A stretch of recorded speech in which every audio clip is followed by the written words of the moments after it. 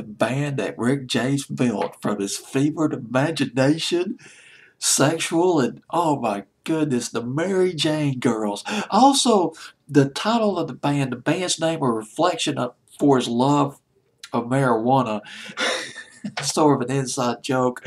Mary Jane Girls at number 25, up from 35 with In My House.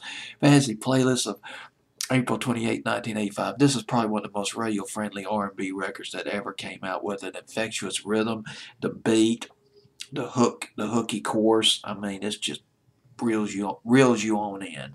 Makes you fall in love with the record. Fell in love with the girls too. A little bit risque, particularly the part where the lead singer is taking a bath or she's in the bathtub.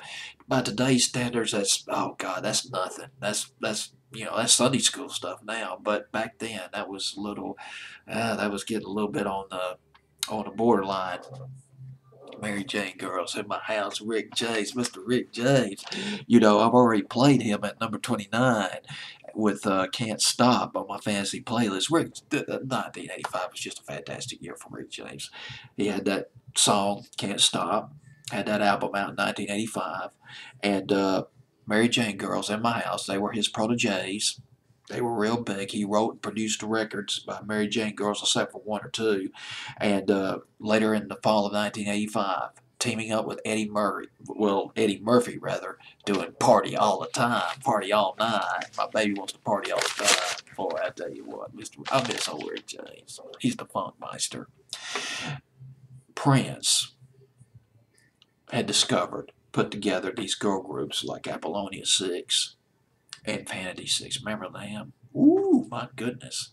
That might have inspired Rick James to think, hey, I could do this too. But he met the Mary Jane Girls much earlier, though. It was in the late 70s.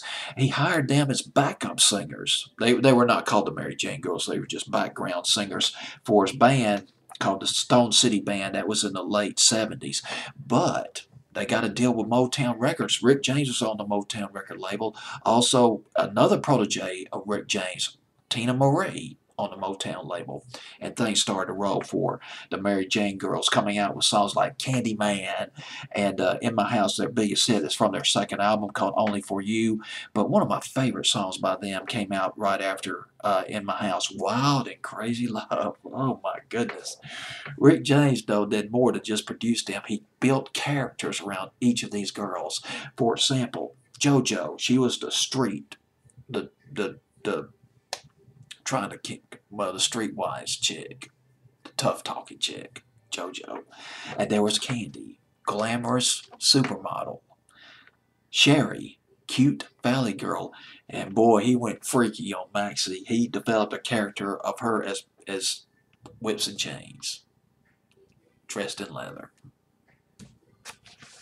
Rick James just got his freak on big time. But that's the man. That's the maestro. Rick James. Mary Jane Girls did not last very long. Reality kicked in. Business realities. Or ego realities. I'm not sure what. But Rick James had a major falling out with Motown in the mid-'80s. And that led to the desolation of the group. They broke up when Rick James left Motown. They were hoping to work with Jimmy Jam and Terry Lewis, but that didn't work out. They officially broke up in 1987.